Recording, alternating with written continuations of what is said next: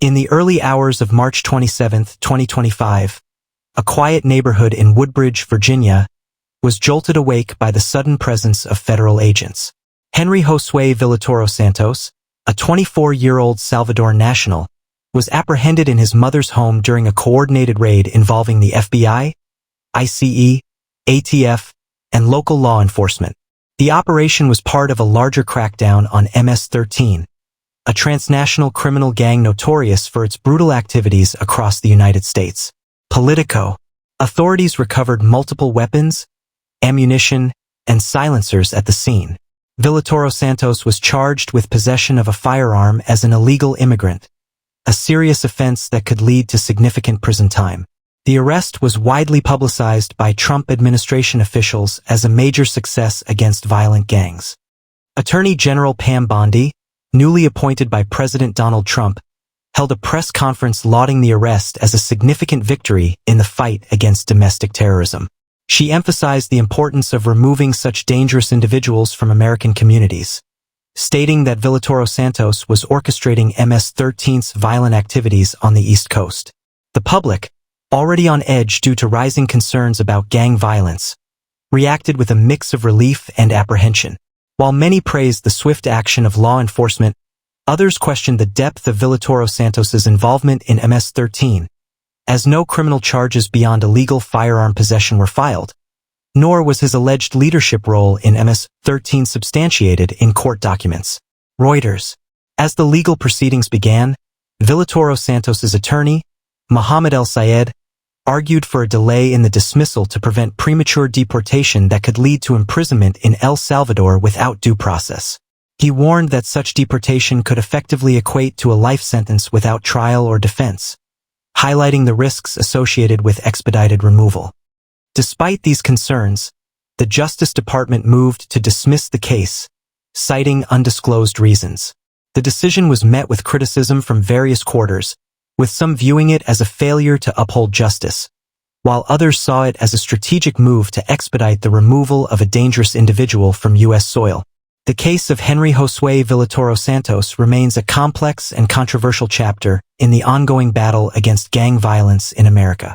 It raises important questions about the balance between national security and individual rights, the effectiveness of law enforcement strategies, and the role of political considerations in the administration of justice.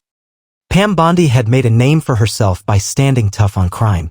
Appointed as Attorney General by President Donald Trump in 2024, her role had become more than just legal, it was political. America was deeply divided, and issues like immigration, gang violence, and public safety were now lightning rods for voter sentiment. The Villatoro Santos case was, in many ways, her first major test in the national spotlight. For weeks, Bondi had championed the arrest of Santos, labeling him the worst of the worst. She used his case to rally support for sweeping anti-gang legislation and tougher immigration controls. On Fox News and at campaign-style rallies, she repeated the phrase that became a viral soundbite, "We got him. We're taking back our streets." But behind the scenes, something wasn't adding up. Despite Bondi's bold rhetoric, her legal team was struggling to pin down concrete evidence of Santos's involvement in violent criminal activities. While he was definitely affiliated with MS-13, proving that he had committed or ordered violent acts, especially on U.S. soil, was a legal mountain the prosecutors couldn't seem to climb. Internal memos leaked to the Washington Post revealed doubts within the Department of Justice. One memo read, "While Santos is affiliated with MS-13 and has a violent history in El Salvador, current charges based on U.S. jurisdiction are tenuous. Risk of losing in court is high." Bondi was stuck. She could push forward with the case, risking a high-profile courtroom defeat that would undermine her administration's credibility. Or she could quietly drop the charges and proceed with deportation, spinning it as a national security move, get the monster out of the country by any means necessary. She chose the latter. In a move that caught both media and law enforcement off guard, Bondi's office filed a motion to dismiss the charges without prejudice. She held another press conference, this time with a notably different tone. "While we could proceed with prosecution, we have determined that the swiftest path to securing American safety is through immediate deportation," she said. "This man does not belong in our communities. We're putting him on a plane and making sure he never steps foot in our country again." Critics pounced. Civil rights groups accused Bondi of circumventing due process. Legal analysts questioned why someone labeled the worst of the worst would be released without trial. Was the evidence really that thin? Or was this a political maneuver to avoid embarrassment? Even conservative commentators were divided. Tucker Carlson, in a surprise segment, asked, "If Santos was such a dangerous criminal, why not try him here and lock him up for life? Are we so unsure of our justice system that we'd rather export the problem than solve it?" Behind closed doors, Bondi's aides were spinning the story as a win. Santos would be deported within 48 hours and his case would fade from headlines. But that's not what happened. 2 days after his deportation, Villatoro Santos gave an interview from a heavily guarded location in San Salvador to Vice News. He denied ever being a leader of MS-13, accused the U.S. government of racial profiling, and claimed he was a scapegoat in a broader political game. More disturbingly, he suggested he'd struck a deal with American officials to avoid prosecution in exchange for providing information on gang networks in North America. The story blew up. Suddenly, Bondi was facing not just criticism, but a scandal. Had the U.S. cut a secret deal with an alleged gang leader? And if so, what had he given them in return? The drama was just beginning. The interview with Villatoro Santos aired on primetime news across multiple American networks. Sitting in a sparsely furnished safe house somewhere in San Salvador, his face partially shadowed, he spoke calmly but confidently. "They called me the worst of the worst," he said in Spanish, translated live. But they didn't even want a trial. They wanted something else. When pressed further, he smirked and said only one word: intel. The implications were massive. If Villatoro Santos was telling the truth, it meant that the U.S. Department of Justice, under Pam Bondi's watch, had potentially struck an off-the-books agreement with someone they labeled a terrorist. Lawmakers on both sides of the aisle immediately demanded answers. What did Santos know? What did he give up? And was he still a threat? The White House remained silent, but pressure was mounting. Senator Josh Hawley called for a Senate inquiry while Representative Alexandria Ocasio-Cortez tweeted, "This administration just turned the justice system into a bargaining chip." That same week, a whistleblower from within ICE came forward anonymously to ProPublica, claiming that Santos had indeed provided detailed information about cartel routes, weapons caches, and MS-13's evolving alliances with smaller American street gangs.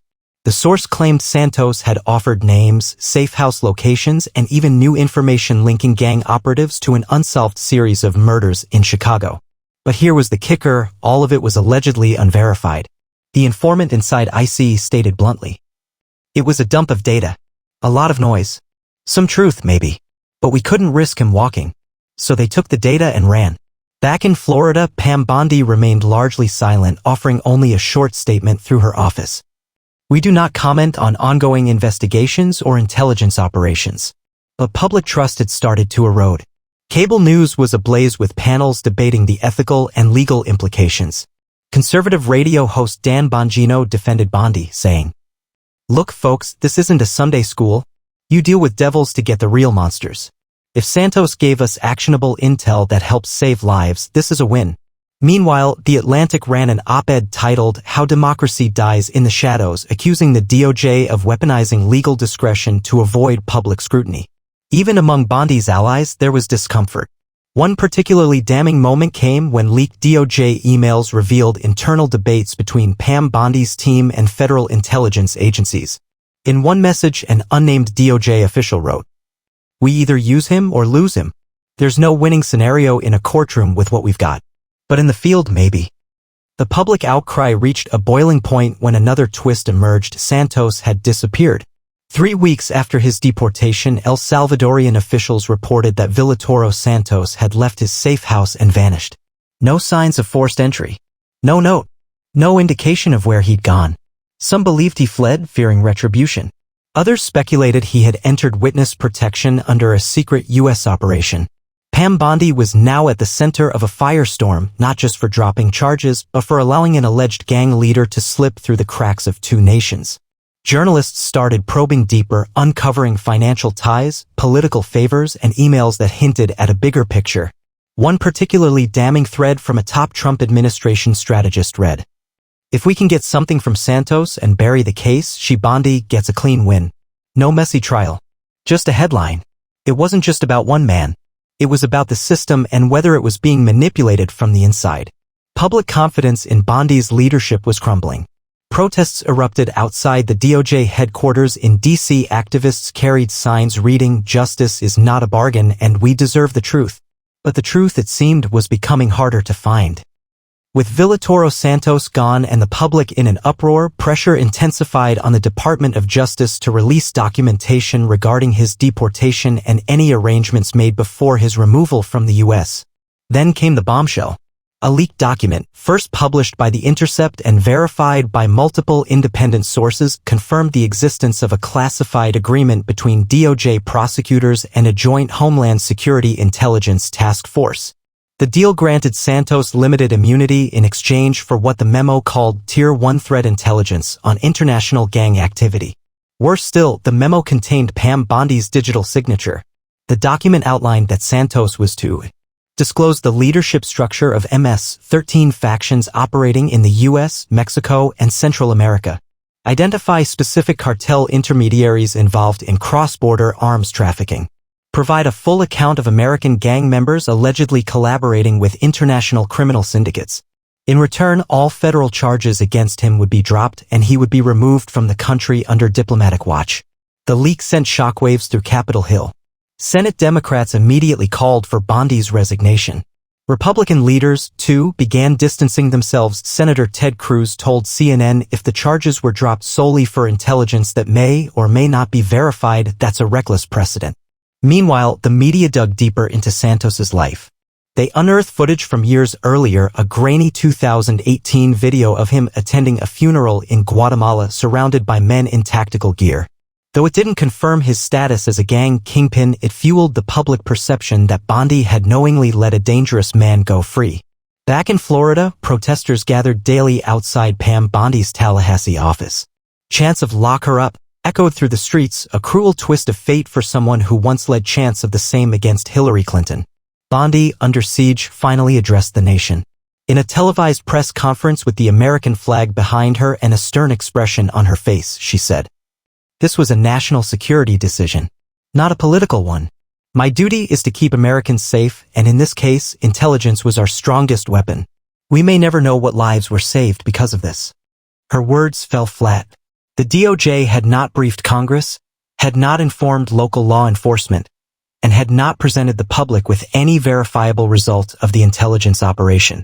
In the absence of transparency, the administration's silence was taken as guilt. Then came the spark that turned the scandal into a full-blown constitutional crisis.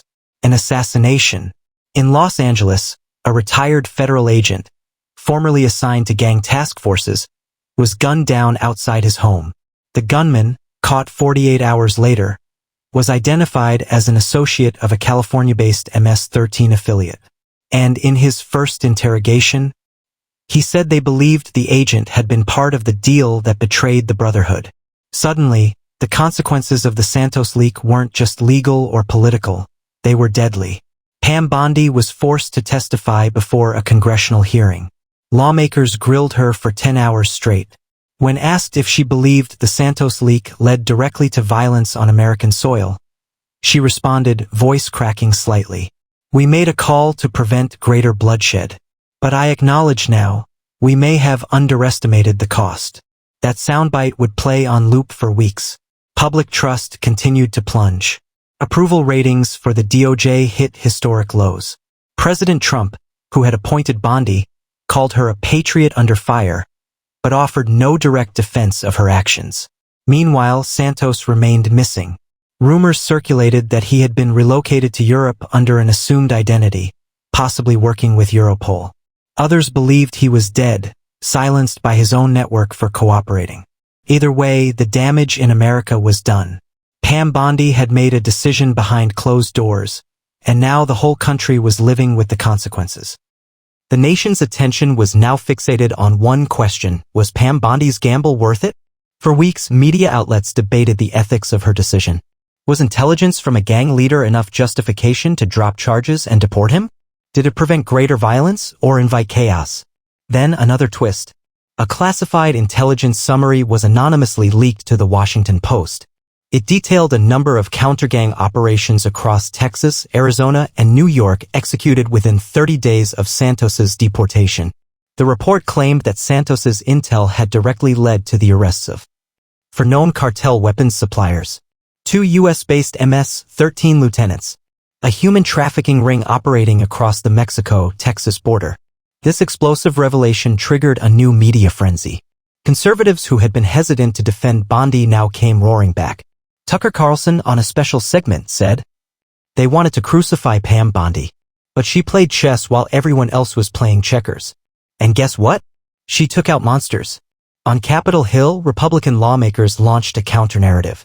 They accused the Democrats of politicizing national security and ignoring results simply because the strategy didn't align with traditional legal norms. Yet, the public remained split. Yes, the intel had produced arrests, but Santos, the so-called worst of the worst, was still unaccounted for. Families of victims affected by MS-13 violence demanded more than secret memos and shadowy arrests. They wanted closure. Then came a shocking development that nobody saw coming. Pam Bondi announced her resignation. Standing before a packed press room in D.C., she delivered an 11-minute statement. It was calm but fiery, a moment of defiance and humility all at once. To serve as Attorney General during a time of unprecedented challenges was the honor of my life. I leave not because of guilt, but because I believe the Department of Justice deserves clarity, not controversy. I acted in the interest of national security. I accept the consequences of that choice. Her voice faltered only once when speaking of the federal agent killed in Los Angeles. To Agent McClellan's family, I say this: I am deeply sorry. Your loss is immeasurable and I will carry the weight of it always. Across the nation, reactions were mixed. In Florida, many hailed her as a patriot who made a hard decision in impossible circumstances. In cities like Chicago and Baltimore, where gang violence continued to surge, critics viewed her as emblematic of a justice system that cuts deals with devils while communities bleed. But one thing was clear: Pam Bondi's name would be forever marked in history. Some would say she sacrificed political ambition for national safety. Others would claim she let a murderer walk free for short-term gains. In the months that followed, new Attorney General picks were vetted and DOJ officials scrambled to reassure the public. Several hearings were held behind closed doors to assess intelligence gathering protocols in criminal cases. And then another shock. Villatoro Santos was found. He was arrested in Panama, caught in a luxury high-rise apartment under a fake Honduran passport. When local authorities raided the suite, they found encrypted phones, several fake IDs, and over $800,000 in cash. The U.S. immediately requested extradition, but Panama refused, citing concerns over irregularities in the original deportation and release. For Bondi, watching from the sidelines, it was bittersweet vindication. Her gamble had produced results, but it had also created a geopolitical headache that wouldn't disappear anytime soon. In one of her final interviews before stepping back from public life, she said, "I knew the risks, but I also knew the consequences of inaction. If doing what's right means I can't stay in office, so be it. At least I'll sleep at night." Pam Bondi disappeared from the headlines after that. No book tour. No media blitz. She returned to private law practice in Tampa, where she avoided the spotlight. But in Washington, her legacy remained a cautionary tale. Is justice about punishment or protection? And when those two things collide, who decides? In the story of Pam Bondi and the worst of the worst, America got an uncomfortable answer. Sometimes justice isn't about the law. It's about what you're willing to live with.